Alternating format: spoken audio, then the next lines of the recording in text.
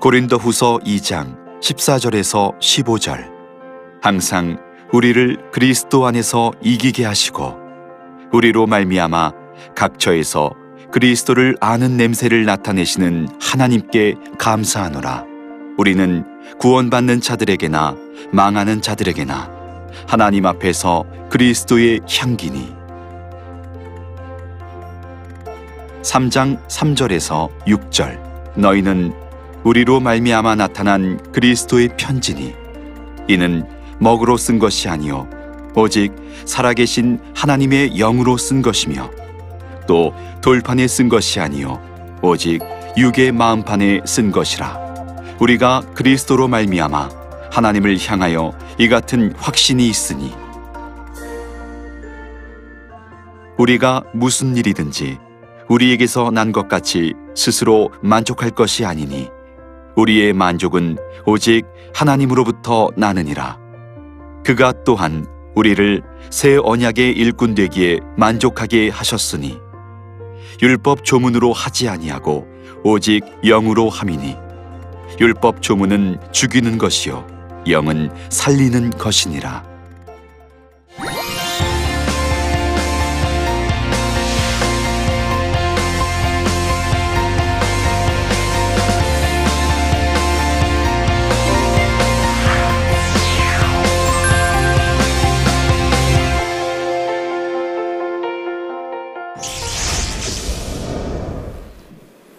안녕하세요.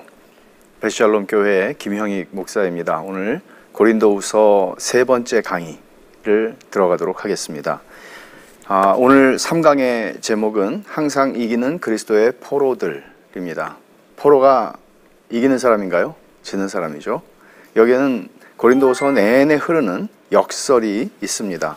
고린도후서 2장 12절부터 3장 6절까지의 말씀을 오늘 공부할 텐데 두 가지 포인트를 여러분이 유념하셨으면 좋겠습니다. 첫 번째는 그리스도의 포로라고 바울이 이야기할 때 사실 그리스도의 포로라는 말은 본문에 나오지 않습니다. 그래서 사실 이 본문을 많이 오해하는 것인데 그리스도의 포로라고 바울이 그리스도인의 정체성을 자신이 그리스도의 포로라고 말함으로써 어떻게 무엇을 말하고자 하는 것인가 하는 것 아셔야 하고, 두 번째는 그리스도의 포로됨의 자격이 어디서 오는 것인가. 아니 포로되는데 무슨 자격이 필요해요? 맞아요. 그것을 이해하는 것입니다. 고린도후서의 구조를 먼저 이해할 필요가 있는데 여러분이 고린도후서를 읽다 보면 어떤 문제가 있나 하면 고린도후서를 쓰다가 바울 사도가 쓰려고 하는 얘기를 잠깐 멈추고 갑자기 생각나는 게 있잖아요. 뭘 글을 쓰다가 그거를 집어넣는데 그 공간이 굉장히 그 삽입이 굉장히 커요. 길어요. 그래서 오늘 본문에서 2장 13절을 보세요. 내가 내 형제 디도를 만나지 못하므로, 지금 디도를 만나고 싶은 것이죠. 내 심령이 편하지 못하여 그들을 작별하고 어디로 갔다고요? 마게도냐로 갔다. 그러니까 디도를 만나고 싶은 마음이 바울에게는 간절했어요. 왜 그랬을까요? 자, 7장 5절로 넘어가면 사실은 이 본문은 2장 13절에서 7장 5절로 가야 마땅해요. 이게 정상이에요. 그런데 보세요. 2장 14절부터 7장 4절까지가 크게 삽입된 부분이에요. 굉장히 큰 부분이죠. 이 부분을 통해서 바울 사도는 갑자기 격정적으로 이 말을 성령의 영감을 받아서 쓰는 거예요. 그러면서 진짜 복음의 진수를 여기에 담아냅니다. 그러니까 바울은 디도를 만나고 싶어서 마음이 편치를 못했습니다. 사연이 있겠죠? 그래서 마게도냐로, 디도를 좀 더 빨리 만나볼 생각으로 마게도냐로 갔습니다. 자, 마게도냐에 이르렀을 때에도 우리 육체가 편하지 못하였고, 여기 심령이 편하지 못했다, 육체가 편하지 못했다, 다 사실 같은 표현이에요. 사방으로 환난을 당하여 밖으로는 다툼이요 안으로는 두려움이었다 라고 얘기합니다. 그럼 이 사이에 도대체 디도를 왜 만나고 싶었을까? 그리고 디도를 만나기 위해 마게도냐로 가는데 그 과정이 어떠했을까 하는 걸 우리가 좀 생각해 볼 필요가 있습니다. 사도의 목회적인 염려, 고린도 교회를 향한 목회적인 염려가 너무나 컸습니다. 그래서 바울은 고린도 교회에 문제가 있다는 소식을 듣고, 제가 몇 번 말씀드린 것과 같이 고린도전서와 후서 사이에 잃어버려졌지만 고린도 중서, 일명 고린도 중서를 보냈습니다. 그 편지는 정말 눈물로 가슴을 찢으며 쓴 편지였고 심하게 쓴 편지였기 때문에 고린도 사람들이 이 편지를 보고 다 그냥 낙심하고 절망하고 다 떨어져 나가는 것은 아닐까 하는 염려가 바울에게 있었습니다. 디도를 통해서 그 편지를 보냈습니다. 그리고 디도를 기다리는 이유는 디도가 그 편지를 받은 고린도 사람들의 반응을 빨리 나에게 전해주기를 바라는 마음이었습니다. 그래서 기도하는 마음으로 기다린 것이죠. 그런데 제가 처음에 말씀드린 것처럼 에베소에서 큰 소동이 일어나게 되고 그래서 드로아로 가게 됩니다. 드로아로 갔는데 드로아에서는 복음의 문이 활짝 열렸어요. 그게 2장 13절에서 하는 얘기거든요. 복음의 문이 활짝 열렸는데도 불구하고 마음이 상해서, 마음이 편치를 않아서, 심령이 편치 않아서 그는 복음의 문이 열린 것을 보면서도, 복음 전도자 아니에요? 그러면서도 그는 고린도 교회 생각을 하면서 디도를 만나고 싶어서 드로아를 떠나 마게도냐로 가게 됩니다. 그게 조금 아까 설명드렸던 2장 14절부터 7장 5절 사이에 있는 긴 괄호, 삽입 부분이 차지하고 있는, 삽입 부분을 통해서 바울이 말하고자 하는 내용이 있는 것입니다. 이게 이제 사도 바울의 목회적인 염려예요. 내가 그리스도의 복음을 위하여 드로아의 이름에 주 안에서 문이 내게 열렸으되 내가 내 형제 디도를 만나지 못함으로 내 심령이 편하지 못하여 그들을 작별하고 마게도냐로 갔노라. 디도를 만났습니다. 결국엔 디도를 만납니다. 디도를 만났을 때 이게 7장 5절로 넘어가는 거예요. 마게도냐에서 디도를 만났어요. 우리가 마게도냐에 이르렀을 때에도 우리 육체가 편하지 못하였고 사방으로 환난을 당하여 밖으로는 다툼이요 안으로는 두려움이었다. 이건 뭐 안팎으로 바울이 마음이 육체조차도 편치가 않았습니다. 그런데 6절과 7절 이어지는 말씀입니다. 그러나 낙심한 자들을 위로하시는 하나님이 디도가 오므로 우리를 위로하셨으니, 그러니까 바울의 목회적인 염려는 오직 고린도 교회를 향한 근심, 고린도 교회를 향한 염려, 그들이 하나님 앞에서 정말 바르게 반응하고 은혜를 받도록 하는, 그게 바울의 염려였습니다. 그가 온 것뿐 아니요 오직 그가 너희에게서 받은 그 위로로 바울이 보낸 디도가 바울이 가지고 간 그 심하게 쓴 편지를 보고서 바울의 마음을 이해했습니다. 모두가 그런 것은 아니었지만 고린도 교회의 많은 사람들이 회개를 했습니다. 그리고 디도를 위로합니다. 그 위로를 가지고 디도가 온 것이죠. 그래서 너희의 사모함과 애통함과 나를 위하여 열심히 있는 것을 우리에게 보고함으로 나를 더욱 기쁘게 하였느니라. 그전에는 고린도 교회의 대다수가 바울을 배척했고 거절했고 너 사도 맞아? 했는데 이 중간 편지를 보고 많은 사람들이 돌이켰다는 것이죠. 그러니까 이런 막간, 이 7장과 2장 사이에 있는 이 부분을 우리가 좀 이해할 필요가 있는데, 여기서 아까 말씀드린 것처럼 바울은 복음의 진수를 드러냅니다. 오늘 본문입니다. 그리스도의 개선 행진이라는 것을 오늘 바울이 쓰는 이야기 속에서는 이게 기본적으로 깔려있는 전제이고, 고린도는 로마 제국 전체에서 3대 도시에 들어가는, 로마와 알렉산드리아와 고린도, 그러니까 큰 도시죠. 여기에서는 일상적으로 어떤 일이 벌어졌는가 하면 로마는 얼마나 어마어마한 정복 전쟁을 치루었습니까? 그리고는 개선문이라는 게 있고 개선문으로 개선 행진을 하며 장군들이 들어옵니다. 대도시에 살고 있는 로마 시민들은 이런 개선 행진에 익숙한 것이죠. 그것을 바울 사도는 전제로 하고 이야기를 하고 있습니다. 그게 2장 14절인데 항상 우리를 그리스도 안에서 이기게 하시고 우리로 말미암아 각처에서 그리스도를 아는 냄새를 나타내시는 하나님께 감사하노라 그랬어요. 자, 얼마나 좋은 말이에요. 항상 우리를 그리스도 안에서 이기게 하시고, 여러분 이기기를 원하시죠? 지고 싶은 사람 없어요. 다 이기고 싶어 해요. 근데 여기서 얘기하고 있는 이 말씀의 의미가 무엇인지를 아마 성경 전체를 통틀어서 가장 오해를 받는 구절 중에 하나가 바로 이 구절일 것입니다. 승리하는 그리스도인, 멋있습니다. 사업을 해도 사업이 번창하고 건강하고 자녀들은 훌륭한 대학에 들어가고 또 훌륭한 직장에 들어가고 성공하고 번영하는 것입니다. 그러나 그런 의미로, 그러니까 이 모든 것이 주님의 은혜지요 라고 하는 그런 단순한 차원의 얘기를 바울이 하지 않습니다. 이 말은 그렇게 이해할 수 있는 게 아닙니다. 우리로 말미암아 각처에서 그리스도를 아는 냄새를 나타내신 하나님, 그리스도를 아는 냄새, 그리스도의 향기니 사실 이 본문 전체에서 그리스도의 향기, 그리스도를 아는 냄새 이런 말들이 나오지만 중요한 건 그리스도의 포로라는 개념입니다. 포로라는 말이 쓰여져 있지 않음에도 불구하고 조금 아까 설명한 것처럼 이 구절은 로마의 개선 행진을 그 배경으로 하는 이야기입니다.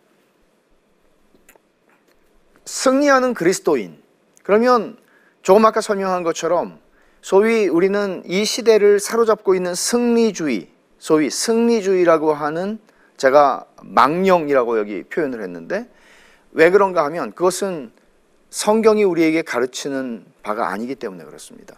복음과 양립할 수 있는 게 아닙니다. 이기는 것, 지기 싫어하는 것, 본성입니다. 그러나 예수 그리스도를 믿고 거듭나고 하나님의 자녀가 되고 하나님 나라의 백성이 된 사람들이 살아가는 삶 속에서 이 승리주의는 변해야 합니다. 그런 식으로 승리주의라는 렌즈를 가지고 복음을 읽고 성경을 읽어낼 수 없습니다. 승리주의에 대한 오해들이 있는데 이건 이런 것이죠. 예수님께서는 십자가에서 죄와 사망과 모든 악의 권세를 이기셨다. 틀려요? 맞아요? 맞아요.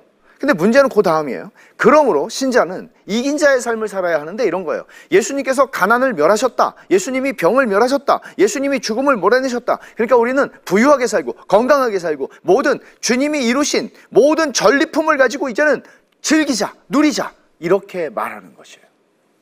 이게 승리주의예요. 천박한 승리주의죠. 그러나 신자가 은혜 받은 사람이라는 증거가 무엇입니까?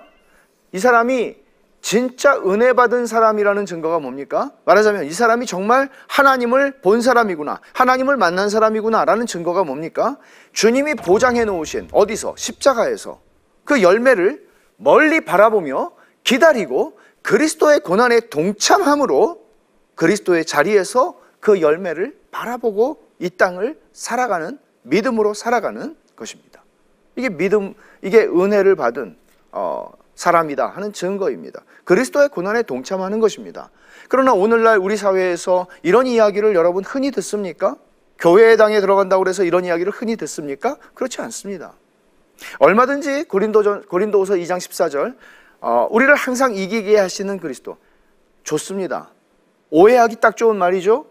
이 구절을 잘 이해를 해야 되는데, 좋아요. 개선행진이라고 합시다. 이 속에서 그러면 바울은 그리스도의 개선행진, 자, 개선행진에서 맨 앞에 선두마차에 서는 사람은 누굴까요? 제일 먼저 장수, 혁혁한 공을 세운 장수가 맨 앞에 들어가요. 그 다음에는 버금가는 공을 세운 장수들이나 군인들이 따라가겠죠. 그 다음에 뭐가 따라갈까요? 그 다음에는 전리품과 마지막에는 포로들이 끌려가는데 그 포로들의 끝에 있는 장수라는 거예요. 포로예요. 그리스도의 포로로 나는 끌려가고 있다라고 바울은 얘기하는 겁니다. 이게 고린도전서에서도 똑같은 얘기를 하고 있어요, 바울은. 그러니까 나는 끄트머리에 서 있다. 사람들의 구경거리가 되었다. 원형 경기장으로 마지막에 들어가서 이 마지막에 끌려가는 적장이나 포로들은 다 원형 경기장에서 검투사가 되거나 싸워서 죽거나 짐승들에게 죽임을 당하는 것이 그들의 끝입니다. 그리고 또 하나의 그림은 로마 제국의 시민들은 개선행진을 바라보면서 꽃잎을 가지고 나와서 꽃잎을 뿌립니다. 그러면서 환영을 합니다. 수고했다고. 얼마나 많은 꽃향기가 날릴까요? 이런 그 배경 그림을 가지고 바울은 이 이야기를 하고 있는 것이에요. 그럼 바울은 승리한 전사냐 포로냐? 우리는 이렇게 생각하죠. 항상 우리를 이기게 하시는, 그러면 우리는 예수님 대신 내가 그 선두마차에 서 있는 거예요. 혹은 예수님 바로 뒤에서 내가 선두마차에 예수님을 따라가는 거예요. 멋있죠. 백마를 타고. 근데 그렇지 않습니다. 이 그림은 우리는 그리스도의 포로로 맨 뒤에 바울이 나는 포로로 맨 끄트머리에서 그를 따라가는 포로다. 이게 바울의 고백이에요. 그래서 고린도후서 2장 14절을 공동번역은 이렇게 번역을 합니다. 우리를 그리스도의 개선행진이요. 언제나 끼워주시는 하느님께 감사드립니다. 또 우리로 하여금 어디에서나 그리스도를 아는 지식의 향기를 풍기게 하시는 하느님께 감사드립니다. 그러니까 내가 그리스도를 따라가기는 하는데 내가 엄청난 일을 해서 내가 그리스도와 함께 옆에 바로 뒤에서 따라가는 게 아니라 포로로 따라가는 거예요. 근데 포로로 따라가기 때문에 여러분, 개선행진을 하는 장군에게 혁혁한 정과를 드러내주는 존재가 뭐예요? 전리품과 포로들이죠.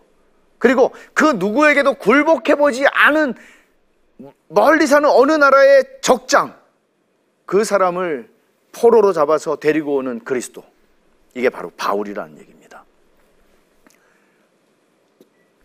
바울은 승리한 전사냐 포로냐, 바로 이런 배경 속에서 이해해야 하고, 고린도전서 4장에서도 바울이 얘기하는 바 우리는 그 끄트머리에 딸려가는 포로다 하는 얘기를 하고 있는 것이에요. 바울 사도가 의미하는 것, 항상 우리를 그리스도 안에서 이기게 하시고 라고 하는 말을 통해서 의미하는 것은, 나는 그리스도에게 항복한 포로로 개선 행렬의 맨 뒤에서 따르고 있다. 포로는 개선 행진의 끝에 죽임을 당하고, 이것이 그리스도인의 승리하는 삶이다. 신자는 고난을 통하여 그리스도를 알리고 죽음을 통하여 그리스도의 승리에 동참한다 하는 것입니다. 사도의 메시지는, 이 말을 통해서 사도가 주고 싶은 메시지가 있습니다. 나의 약함, 나의 고난, 나의 죽음, 이게 뭐예요? 고린도 사람들이 바울을 보고, 아, 저 사람은 왜 이렇게 약해? 저 사람은 왜 이렇게 고난이 많아? 저 사람은 왜 맨날 죽는 신용이야? 이게 바울의 사도됨을 의심하게 만드는 요소였는데, 바울은 나의 약함, 고난, 죽음이 그리스도를 아는 냄새를 온 세상에 전하는 수단이다. 내가 있음으로 말미암아 나를 이기시고 나를 포로로 만드시고 나를 정복하신 저 앞에 계시는 그리스도의 영광이 빛난다.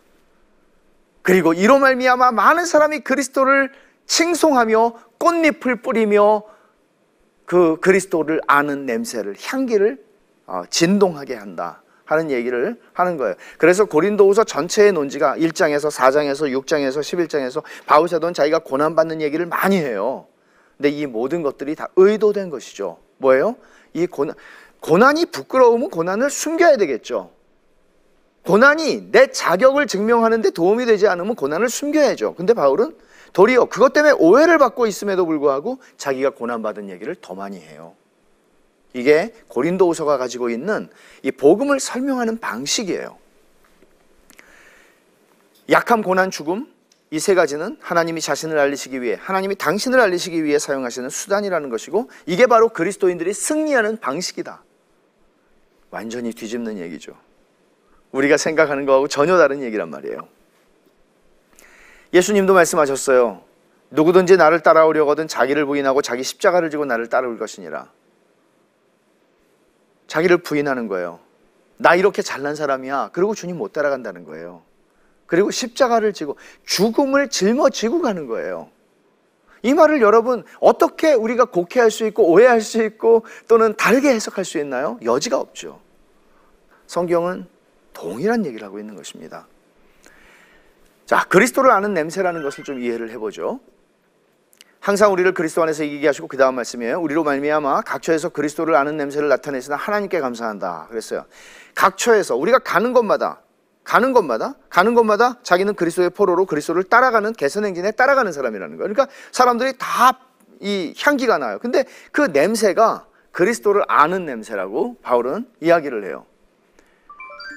나는 그리스도의 포로다. 이게 이제 바울이 어디를 가든지 사람들에게 주는 메시지죠. 나 그리스도의 포로다. 그리스도가 나를 정복하셨다. 나는 그리스도께 항복했다. 나는 그에게 붙잡혔다. 그러기 때문에 바울 사도는 고린도 교회를 향한 염려와 목회적 근심 때문에 마음이 편치를 못했다는 거죠.